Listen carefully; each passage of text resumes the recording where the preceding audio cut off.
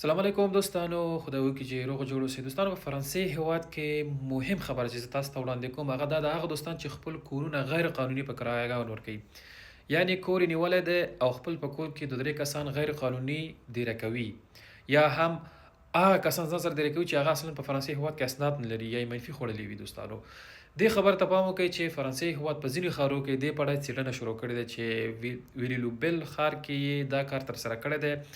څو کورونه یې هلته ارزیابي کړي دي او بررسي کړي. هلته ځینې کسان چې غیر قانوني هغه کور کې اوسېدل او هغه کرایه‌دار کور خو هلته په کرایه یعنې دغه شوي استوګن شوي وو، هغه یې نیولي دي. سره دې سره 6 کسان یې هم نیولي دي او سره د دې سره هلته ځینې پاسپورټونه هم نیولي دي، غیر قانوني پاسپورټونه هغوی سره هم نیول شوي دي. دوستانو، ډېر زیات احتیاط کوئ. هېڅکله هم د دې کوشش مه کوئ چې یو څه روپۍ زیات وګټئ او دې دپاره خپل کور غیر قانوني کسانو دپاره په کرایه مه ورکوئ.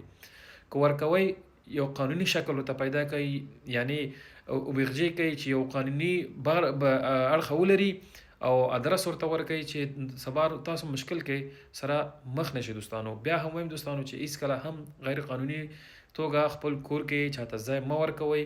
د دې څېړنې شروع شوي دي، خدای نخواسته داسې نه چې تاسو هم پکې لاړ شئ. مننه دوستانو.